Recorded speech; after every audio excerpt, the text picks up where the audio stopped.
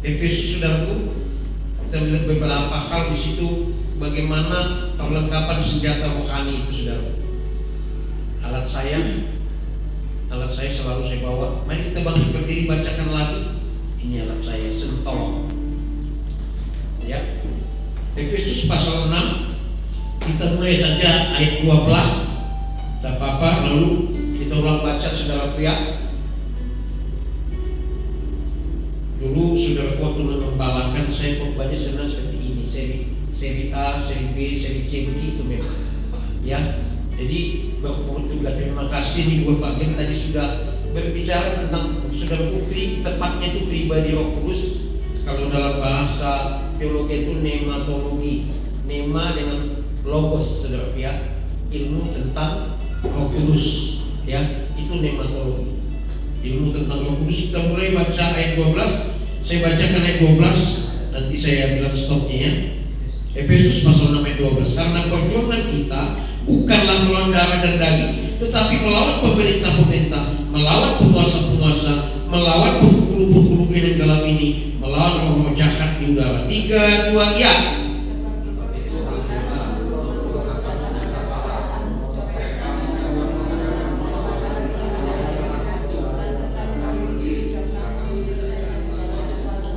Ayat 14. Jadi berdirilah tegak, berikat pinggangkan kebenaran, dan berbaju sirahkan keadilan. 3, 2, ya.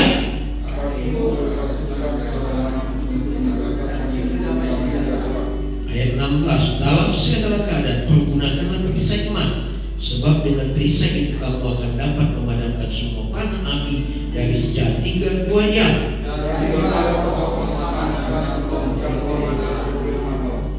Ayat 18 kita bersama-sama. 3, 2, ya. Dalam segala doa dan permohonan berdoalah setiap waktu dalam roh, dan berjaga-jagalah dalam doamu itu dengan permohonan yang tak putus-putusnya untuk segala orang kudus. Amin. Sekali lagi saudaraku saya ulang, Efesus, silakan dulu, puji Tuhan, silakan dulu. Sekali lagi Efesus itu artinya yang dilalui. Salah satu pengertiannya yang dilalui. Apa yang dilalui? Peperangan rohani. Maka di Book of Ephesians, kitab Efesus itu terkenal dengan apa saudaraku? Peperangan rohani. Guru kami dulu yang mengajar ini namanya Colin Hunter, dia dari New Zealand saudaraku. Dia khusus membahas tentang peperangan rohani. Kalau kita lihat hari-hari yang lalu ini agak sedikit mereda bagaimana Iran melawan saudaraku Amerika. Itu senjata-senjata canggih keluar ya, dan sudah tidak rahasia lagi sebenarnya tentara terkuat di dunia ini ya Amerika saudaraku, karena alatnya canggih. Bersama dengan siapa saudaraku? Israel. Itu sudah bukan apa bohong atau apa, itu sudah fakta dunia. Tentara terkuat itu adalah, tapi bukan tentara-tentara negara lain, bukan tidak bisa berjuang. Kadang-kadang juga peperangan itu ada untung dan tidak untungnya. Kalau lagi untung menang, bangsa Israel kuat. Kadang-kadang itu diserahkan Tuhan kepada musuhnya. Amin. Sudah sadar, kemudian menang lagi. Nah, alat-alat yang canggih itu keluar. Biasanya saudaraku, bagi satu negara kekasih Tuhan, senjata-senjata canggih itu tidak boleh terlalu dipamerkan. Itu rahasia suatu negara supaya kalau dia berperang menghadapi negara lain, itu dikeluarkan saudaraku bisa mengalami kemenangan. Dalam zaman kita raja-raja di Alkitab, suatu hari sudah ada seorang raja, ditunjukkannya semua senjatanya, penemuan-penemuan orang-orang Yahudi ditunjukkannya saudaraku. Waktu lagi Nabi Yesaya tanya, Pak Raja, apa yang kamu tunjukkan? Oh, dengan bangga, semua saya tunjukkan senjata-senjata penemuan kita. Oh, canggihnya sekali zaman itu. Lalu tinggal Nabi Yesaya bilang, karena kamu sudah tunjukkan itu semua, tahun depan semua itu ludes, tidak akan ada yang sisa. Sudah itu akan terjadi. Bangsa yang mendatangi itu, yang melihat semua itu, merampok semuanya, dan Israel dikalahkan. Itu sudah. Kalau kita buka taktik bersenjataan kita, kecanggihan kita, musuh jadi tahu. Musuh tahu kelemahannya. Musuh menciptakan senjata yang lebih canggih lagi. Maka saudaraku, dalam hal ini, dalam kitab ini ada saudaraku apa? Senjata-senjata perlengkapan rohani. Di dalam dunia roh ada senjata-senjata perlengkapan Tuhan. Nah, pada waktu itu dalam Efesus pasal 6 ini, Paulus lagi dipenjarakan di Filipi, di penjara yang paling dalam.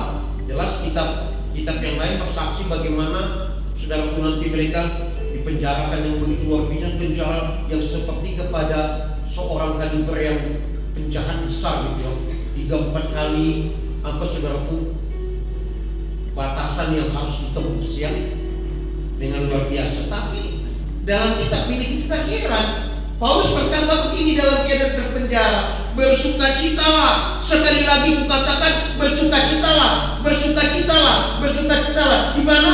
Di dalam Tuhan. Secara lahiriah dia terikat, saudaraku, terbatas di dalam penjara, tapi dia bisa bersukacita. Hari ini ada orang di luar, tubuhnya bebas, tapi jiwanya, rohnya, pikirannya terpenjara di dalam dirinya. Ini yang parah. Dan Paulus begitu bersukacita dalam penjara, dia tahu kenapa dia bersukacita. Dia di penjara bukan karena dia colong ayam orang, bukan, atau menjahatin istri orang, bukan saudaraku. Dia di penjara karena firman yang diberitakannya kepada orang tidak kenal Tuhan. Jadi saudaraku, kalau tantangan pencobaan saudara alami untuk saudara memberitakan Injil, Petrus berkata itu kemuliaan Tuhan sedang datang atas diri. Amin. Katakan bersama saya penuh kemuliaan Tuhan. 3, 2 ya. Saya penuh kemuliaan Tuhan. Saya penuh, tak perlu. 3, 2 ya. Saya penuh kemuliaan Tuhan. Katakan dengan keras sekali. 3, 2 ya. Saya penuh kemuliaan Tuhan. Itu saudara sebenarnya penekanan ucapan iman untuk saya dan saudara. Itu untuk saya ucapkan untuk Tuhan. Amin. Nah, kita lihat saudara, apa itu senjata atau perlengkapan rohani? Tools of spiritual, saudara. Saya ambil ayat 13 dulu. Saudaraku, ayat 12 itu musuh-musuh yang kita lawan. Jadi saudaraku, hubungannya saudaraku untuk memenangkan. Saudaraku, kita sudah baca kemarin bagaimana musuh itu dikalahkan. Ya, yang pertama poinnya itu saudaraku, 3 ajakan salah rohani itu, sadarilah peperangan rohani. Yang kedua, peperangan rohani dilakukan dalam doa. Kemarin saya sudah beritahu. Yang ketiga, Yesus menang, kita pun menang, maka kamu disebut lebih daripada pemenang. Katakan bersama saya lebih daripada pemenang. Saya lebih daripada pemenang. 3, 2 ya. Saya lebih daripada pemenang. Amin. Saudara bukan pemenang, saudara lebih. Kenapa? Yesus yang menang, kemenangan Yesus diberikan kepadamu. Ya. Jadi dasar kemenangan saudara berikutnya itu adalah kemenangan Yesus. Kalau kita tidak mampu kita melawan iblis, ya. Tapi jelas dalam Kolose itu sudah dibacakan, pemerintah penguasa sudah dibantai Tuhan. Yang tinggal sekarang agak bergerak siapa saudara? Penghulu-penghulu di negara dan roh-roh jahat. Kenapa ini masih ada? Sparring partner, teman tinju saudara, supaya saudara kuat. Amin. Tapi dia juga musuh yang sudah dikalahkan. Cuman kenapa? Kenyataannya banyak orang Kristen yang kalah. Karena orang Kristen itu banyak celah-celah kehidupannya, banyak saudaraku kelemahan-kelemahan yang bersifat dosa. Ya, itu saudara. Nah, baru dikatakan yang di 13. Sebab itu ambillah seluruh perlengkapan senjata Allah. Perlengkapan itu saudara, kalau nak perang kadang orang kan taruhkan aja di gudang, ya. Tapi Allah berkata melalui ayat ini, saudaraku, supaya saudara senantiasa pemenang dan lebih daripada pemenang, harus mengenakan perlengkapan itu terus-menerus, ya. Sebab itu ambillah seluruh perlengkapan senjata Allah dengan tujuan supaya kamu dapat mengadakan perlawanan pada yang jahat itu dan tetap berdiri sesudah kamu menyelesaikan segala sesuatu. Saudara lihat, Tuhan sudah menang. Lalu bagian yang kau harus lakukan, kamu menang di situ, amin, sudah menang. Tapi harus tetap berdiri. Bagi saya, saudaraku, sebenarnya ini salah satu senjata juga. Terserah orang bisa ambil 8 poin, 7 poin, tapi ini ya, sudah menang ini, tapi tetap berdiri. Amin. Ini gambaran kalau sudah pergi ke istana presiden itu, di situ ada yang berjaga begini, ya, berjaga dari pagi sampai sore. Tidak boleh dia sikap tidak berjaga. Amin. Oh, kalau tidak berjaga dia kena PSP atau bisa-bisa di apa saudaraku? Dipecat ya. Jadi seorang ya kan begini terus dari pagi sampai sore dia. Ini saudaraku. Jadi sekalipun saudaraku sudah menang, kalau bagi saya ini satu alat sikap. Karena dalam bahasa Inggris kan begini saudaraku. Your attitude speaks more louder than your words. Sikapmu berbicara jauh lebih keras daripada perkataan. Amin. Sikap positif, sikap yang benar, maksud saya ini bukan sikapnya orang itu tukang berontak, tukang pantas, tidak bisa diomongin. Bukan itu saudaraku. Itu masih sikap negatif. Sombongnya tidak ketulungan. Kalau dia perempuan, ada laki-laki, mau dia maju aja begitu saudaraku. Tidak menghormati otoritas seorang laki-laki. Nah ini ibu-ibu yang tidak disukai orang di mana-mana. Kita kemarin doa satu tempat dengan si Ella gitu kan, dia maju gitu kan enak saudaraku. Tidak kita perintahkan, dia tidak lakukan. Ini datang, belum apa-apa mau ibadah, sudah mau buat pertengkaran saudaraku. Belum Pak, aku duluan. Mau saya bilang tidak, gimana ya? Sudah minta, kita bilang tidak, bagaimana kira-kira? Oh ya Bu, yang penting jangan esensi. Kalau yang esensi, lu rusak, gua bunuh benar saudara, pasti. Selama yang tidak esensi tidak apa-apa, ya. Jadi ini sikap saudara setelah menang. Yang pertama saudaraku ya, sikap. Sesudah kamu menyelesaikan segala sesuatu. Apa itu sikapnya? Ayat 16. Jadi berdirilah tegak. Bukan begini sudah perhatikanlah, biar saya tontokan dulu matanya di sini lah dikit, ya. Kalau sayang matanya bukan begini.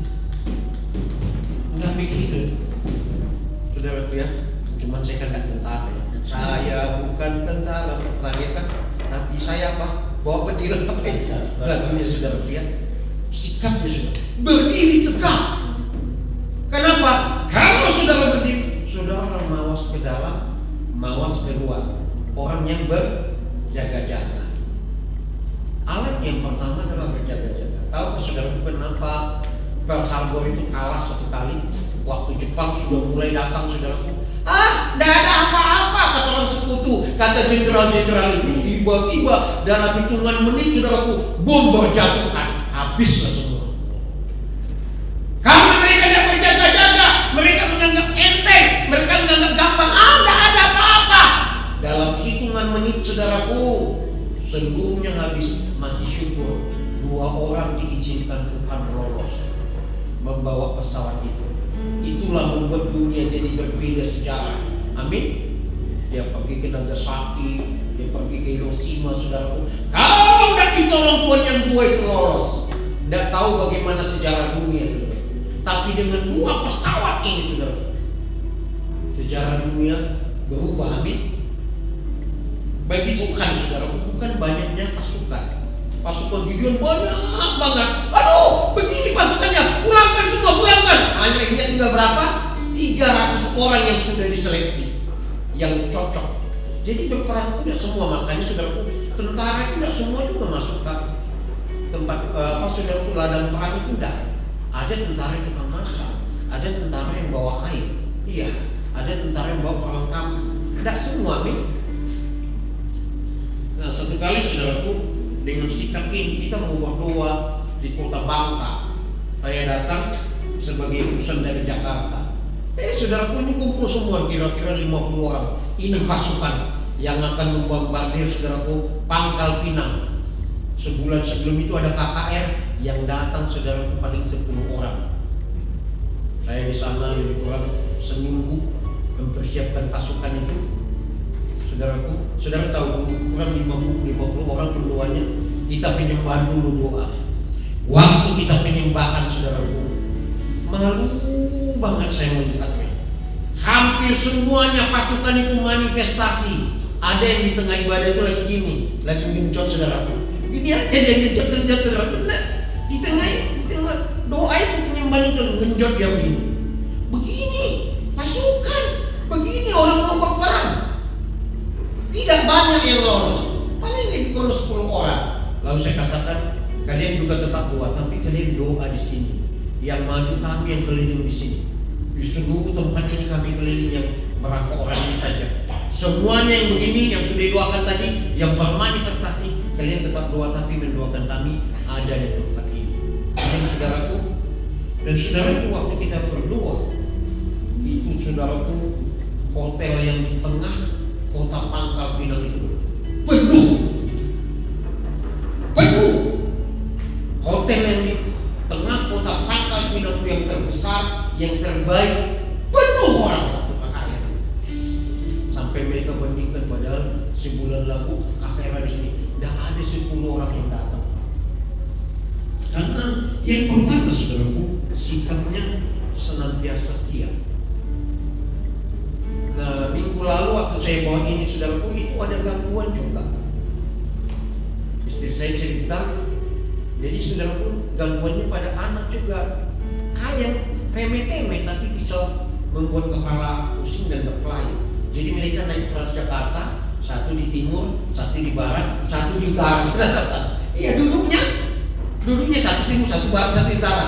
Sama nak ngomong. Waktu dia cerita gitu istri di jalan itu, saya senyum aja. Oh, udah benar ini. Kita peperangan apa tadi juga. Ada yang simpel-simpel saja karena pakaian mau ibadah. Sudah ya. Tapi saya sudah siap, sudah berjaga-jaga dengan sikap. Yang pertama saudara, bersikap tegak, siap segala situasi kondisi. Yang kedua saudara, berikan tinggalkan kebenaran. Saudaraku, bagi orang Yahudi itu bisa punya pakaian itu rangkap 3 atau rangkap 2. Jadi bagi orang Yahudi, kalau rangkap satunya yang satu dilepas, itu sudah sama seperti telanjang, saudara. Memang itu budaya mereka. Pakaiannya bisa 3 rangkap. Jadi kalau satu lepas, apalagi musuh yang melepaskannya, itu bagi mereka dalam budaya mereka sudah dianggap telanjang. Nah, saudaraku, ikat pinggang itu ada di pinggang ini, amin. Ada di pinggang. Amin, saudaraku. Nah, ini berbicara supaya pakaiannya jangan los kalau jatuh, saudara. Kalau lepas, tidak enak rasanya, tidak nyaman.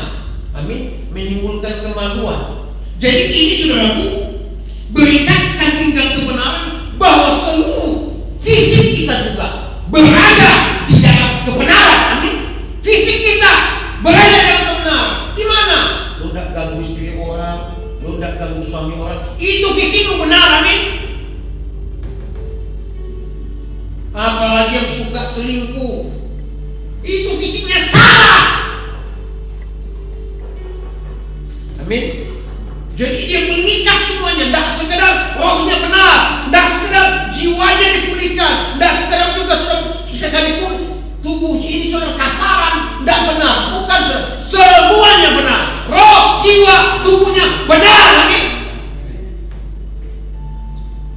Dia ikat.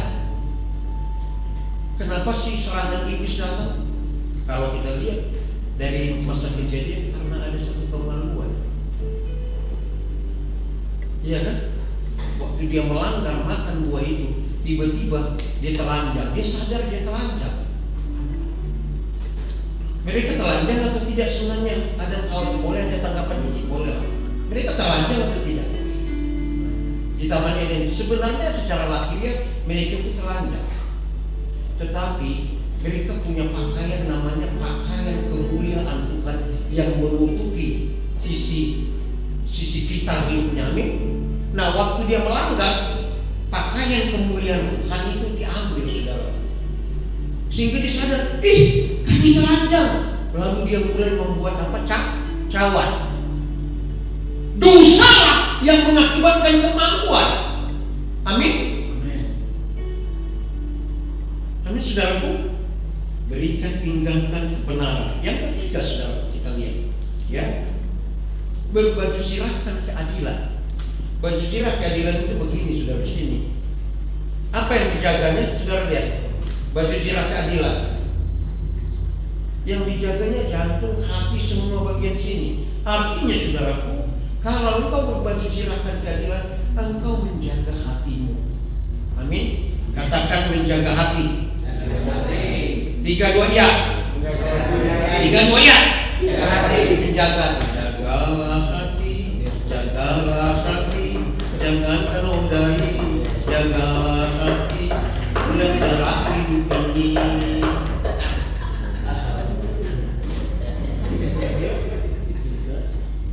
Kan di mana lagi itu yang diambil? Saudaraku ya. Tapi itu benar, jagalah hatimu dengan segala kewaspadaan, karena dari sanalah terpancar kehidupan. Nah saudaraku, menjaga hati tidak menjaga pikiran, tidak menjaga hati. Menjaga hati juga berarti menjaga pikiran. Menjaga pikiran juga berarti menjaga hati, karena kedua itu saling. Saudara bisa jaga hati kalau pikiranmu ngawur. Apalagi laki-laki yang banyak keranjangnya, lihat baju pakaian indah macam langsung nggak ada aja. Ini parah saudaraku. Kalau lihat ibu-ibu lagi lewat dari pulang kebaktian, aduh kasihan ibu ini. Ayo bu, saya antar bu. Ayo bu, saya antar. Inilah awal mulanya. Mulanya biasa saja, akhirnya luar biasa. Jadi bapak-bapak yang punya belas kasihan, lakukanlah belas kasihanmu pada hal yang benar. Amin. Kalau saudara kasihan, bu, kok jalan kaki bu? Ya, mau ke sana. Oh ini aja ongkos ibu. Nah gitu aja saudaraku. Amin. Ini ongkosnya bu. Lagunya kan mulanya biasa saja. Ada teman saya seorang, karena mulanya biasa saja dan tidak enaknya ini, yang jadi luar biasa itu nenek-nenek yang diboncengnya. Nenek-nenek saudara yang diboncengnya masih selera dia. Syukur-syukur dia sudah dipulihkan, dia ada di Medan sekarang. Mulai dari situ aja. Mulanya biasa saja, saling boncengan, direm-rem dikit supaya kenal kan biasa. Itu orang-orang laki-laki badung tuh paling demen itu bonceng istri orang saudara. Paling demen. Itu yang dicari-carinya, yang ditunggu-tunggunya. Pasti saudara tuh. Ada gajukan, kencangin dikit supaya remnya gak ada ke dalam. Katanya, wah. Ketahuan ya. Ketahuan. Tapi di sini laki-lakinya semua bapak-bapak yang boy saudaraku. Yang mantap amin. Karena sampahnya udah dibuang di tong sampah, sudah dilempar saudara amin. Ya saudaraku, di sini laki-laki suami-suami yang benar, suami yang benar saudara. Ya. Jadi kalau yang nggak tahan itu bonceng-bonceng itu nggak ada duitnya, oh lagi ini aja bu yang berangkat ibu naik apa taksi atau ini, begitu aja saudara amin. Kan saya udah bilang kemarin, satu-satunya paling yang saya bonceng selama hidup saya hanya Ibu Mary, saudara. Iya Pak ya, sorry ya Pak ya. Benar, lain tidak ada tanya istri saya.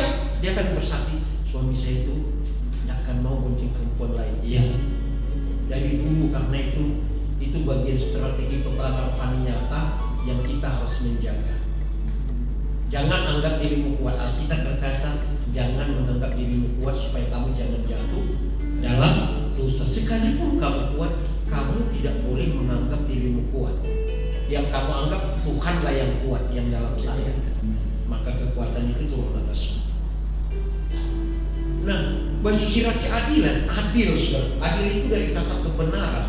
Jadi hatimu harus adil. Itu menjaga hati, pikiranmu pun harus adil. Dan kata keadilan itu adalah kebenaran.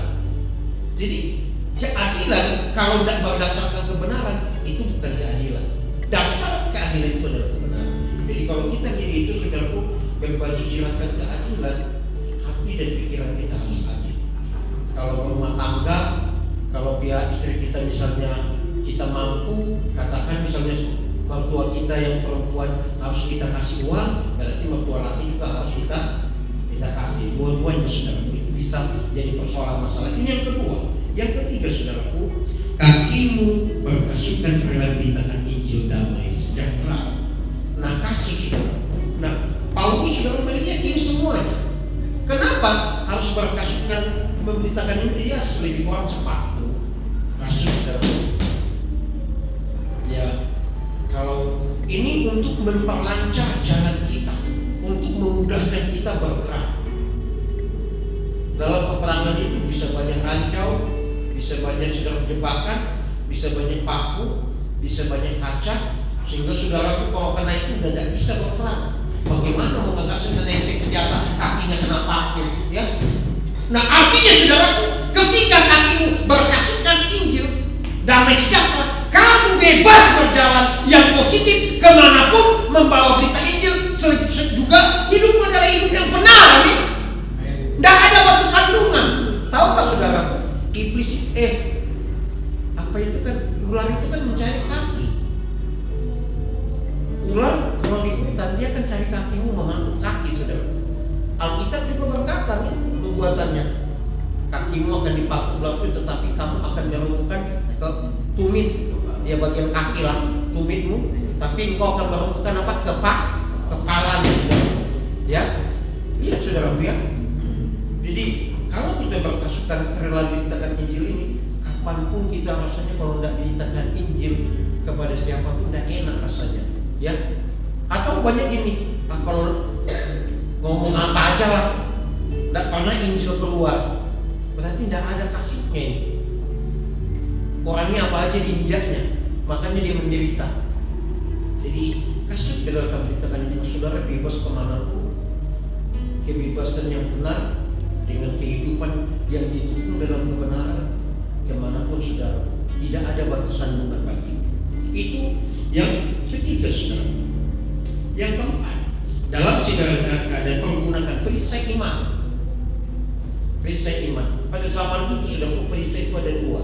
Ada perisai yang kecil, ada perisai yang besar. Nah tadi pasukan PHK belum datang. Besok kita harus buat perisai sudah pasukan PHK datang, tinggal gini tidak kena. Nah itu perisai itu ada yang kecil untuk langsung kontak secara langsung, perisai kecil. Ada perisai besar. Saudara lihat kalau ada demo-demo yang tinggi itu perisai itu sudah tinggi. Jadi kalau ada batu datang, karena perisai itu.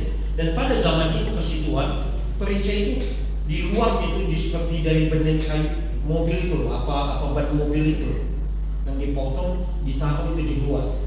Jadi karena pada zaman itu musim, kalau mereka memanah, kepala panahnya sudah busur panah itu ada api. Jadi waktu dia panah, makanya mereka gampang membakar rumah-rumah yang dari ijuk atau dari kayu. Dia panah aja sambil ada api di busur panah itu, maka terjadi kebakaran. Jadi, itu dikasih sejenis rubber, saudaraku, lapisannya. Jadi kalau dia dipanah, waktu kena di perisai yang besar ini, dia tidak kena, jatuh situ, mati apinya, saudara. Ini perisai iman. Nah perisai iman ini menjaga seluruh kehidupan kita, melindungi seluruh kehidupan kita dengan perisai iman, amin.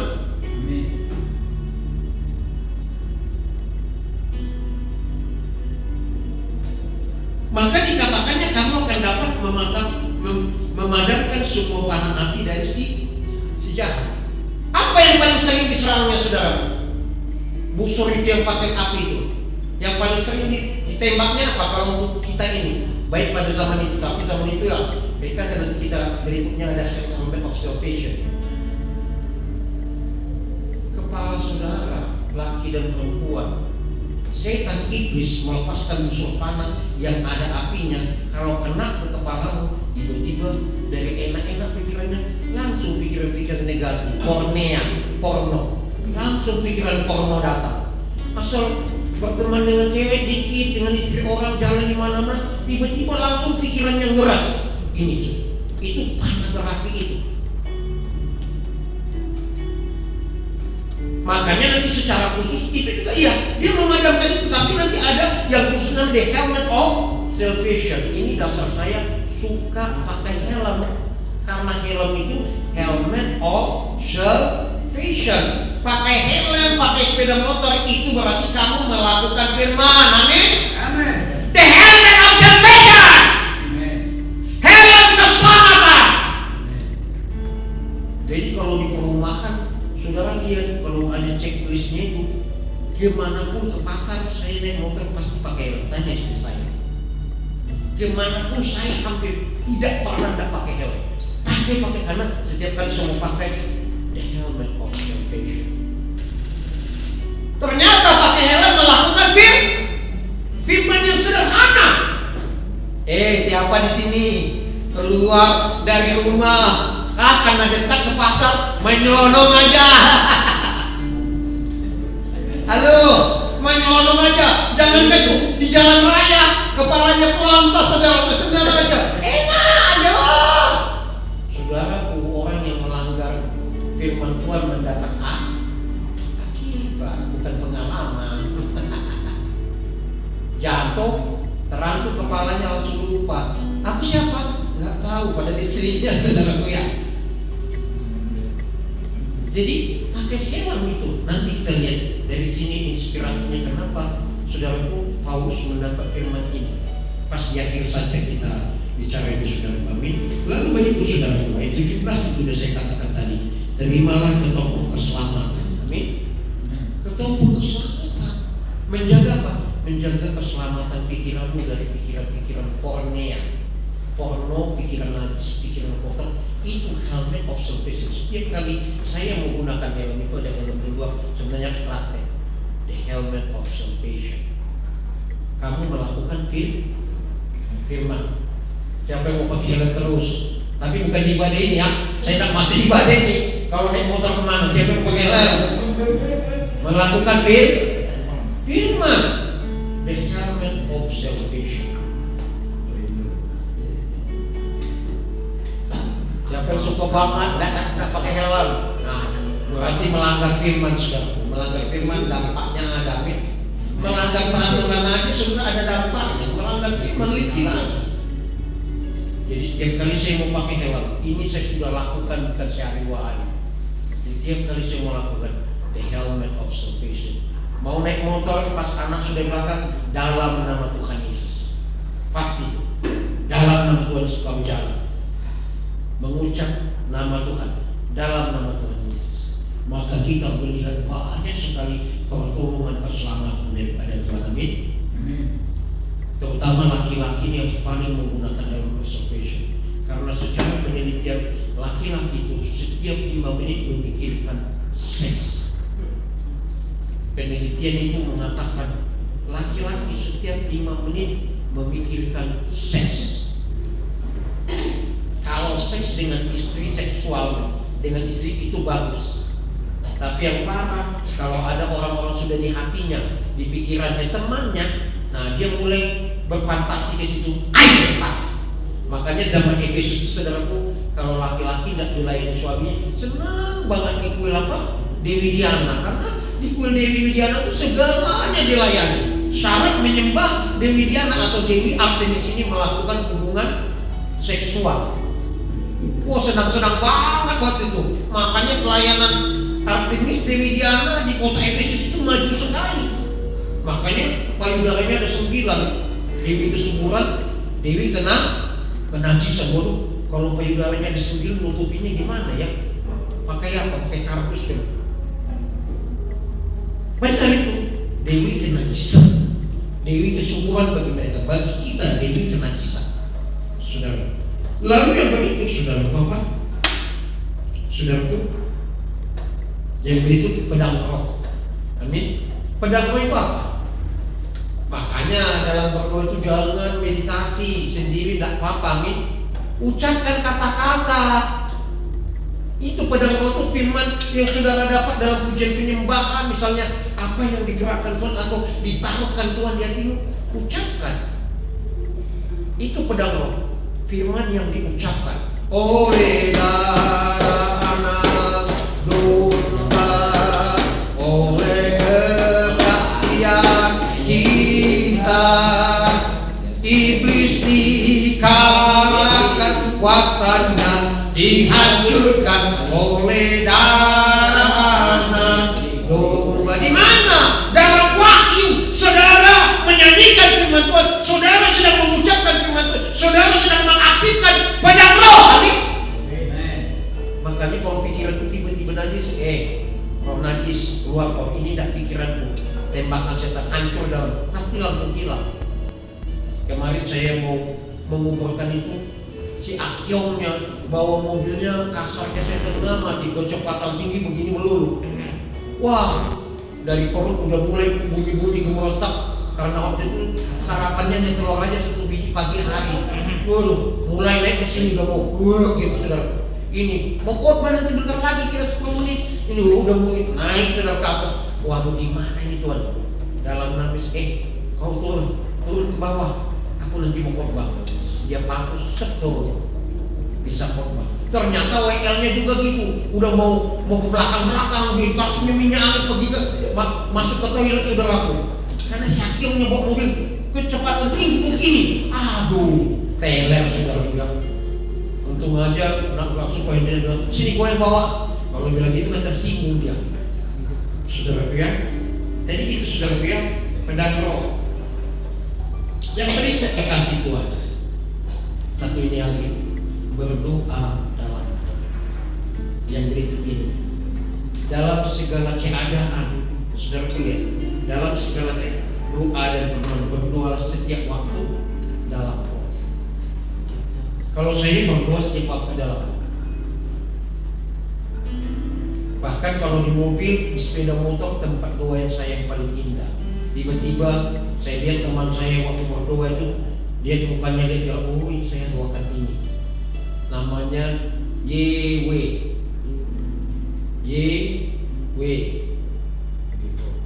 Saya lihat sekali dia di motor itu, saya doakan dia. Tapi saya kontak dengan Tuhan di dalam.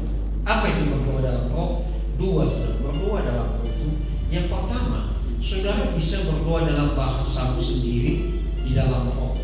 Yang kedua, dia berdoa dalam bahasa. Ini adalah senjata kita saudaraku. Maka bisa dikatakannya begini saudaraku. Saya bacakan langsung ya. Dalam segala doa dan permohonanmu, berdoa setiap waktu di dalam roh dan berjaga-jaga dalam doamu itu dengan permohonan yang tak putus-putusnya untuk segala orang yang kudus. Nah, orang yang berdoa seperti ini saudaraku, roh yang sama, roh kudus itu yang punya banyak kekuatan kemampuan membuat dia apa? Berjaga-jaga.